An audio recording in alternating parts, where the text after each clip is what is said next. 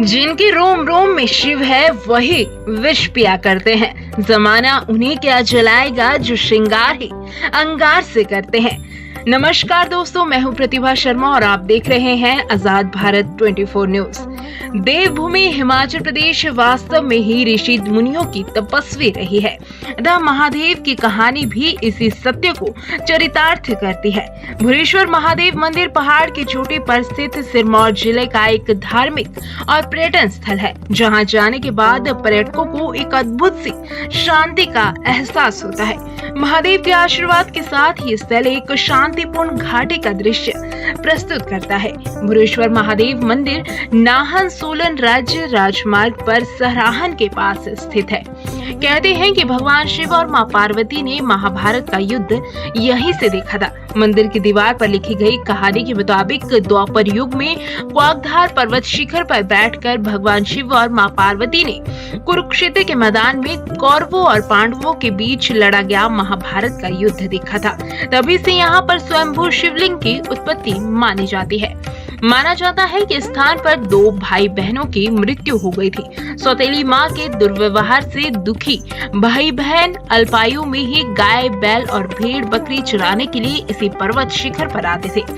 शिवलिंग के इर्द गिर्द खेलते और सोते थे। शिव शंकर महादेव ने इन्हें अपने चरणों में स्थान दिया तो समय व्यतीत होने पर दोनों अबोध भाई बहन शिव की आराधना करते करते शिव भक्त हो गए।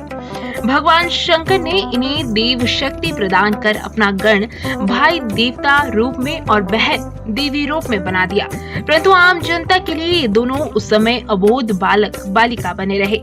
शरद ऋतु के एक दिन महाप्रलय वाली भारी वर्षा, तूफान, ओलावृष्टि व बर्फबारी में पशु चराने गए भाई बहन से एक गाय का बछड़ा गुम हो गया।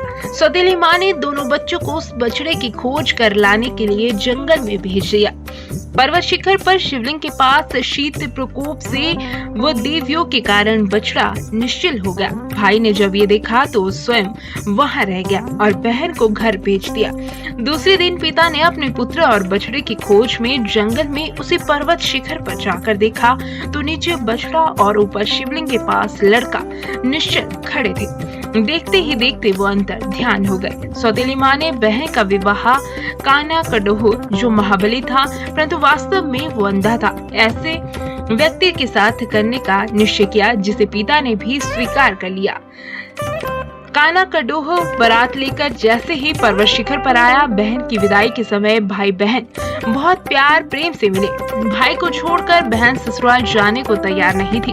भाई ने बहुत मिन्नत की और विदाई की। करीब 1 किलोमीटर ग्राम कथार की तरफ जाते हुए लगभग 50 बीघे लंबे चौड़े मैदान में डोली से लड़की ने छलांग लगा दी। तभी अपनी देव शक्ति को प्रयोग करते हुए लड़की ने छलांग लगाते ही आधा मैदान अपने साथ घीनी घाट की तरफ गिराते हुए चली गई तथा 1 किलोमीटर जाकर नीचे अंतर्ध्यान होकर एक बान के वृक्ष के नीचे भाबर के घास पर पवित्र जलधारा के रूप में प्रकट हो गई। यह जलधारा देवी नदी के रूप से विख्यात होकर कई ग्रामों को पेय तथा सिंचाई जल की सुविधा प्रदान करती हुई हरियाणा प्रदेश में प्रवेश करती है। उन्होंने भगवान शिव द्वारा प्रदत्त देव शक्ति का प्रयोग करके सबको आश्चर्यचकित करके दया करने का पाठ सिखाकर शिवलोक को वो प्राप्त हो गए तथा इस विवाह विदाई कार्यक्रम में भाई बहन का प्यार प्रेम दयावान बनने के लिए देव शक्ति आस्था रखने हेतु प्रतिवर्ष कार्तिक मास के शुक्ल पक्ष में दिवाली के ठीक 11वें दिन एकादशी तिथि को महान पर्व बड़ा मेले का पूजन मनाया जाता है, जिसमें पजेली देवस्थली से ढोल नगाड़ों व पुजारियों सहित शोभा यात्रा का भी आरंभ होता है तथा ये शोभा यात्रा पर्वत शिखर पर स्थित भूषिंग महादेव मंदिर तक जाती है और इस महान पर्व पर रात को भाई बहन का पवित्र अपूर्व मिलन होता है और तथा द्वादशी को ये मेला संपन्न हो जाता है। तो दोस्तों, कैसी लगी आपको ये कहानी कमेंट बॉक्स में जरूर बताएं। ऐसे ही इंटरेस्टिंग स्टोरीज के लिए हमारे चैनल को लाइक, सब्सक्राइब और शेयर करना बिल्कुल ना भूलें। नमस्कार।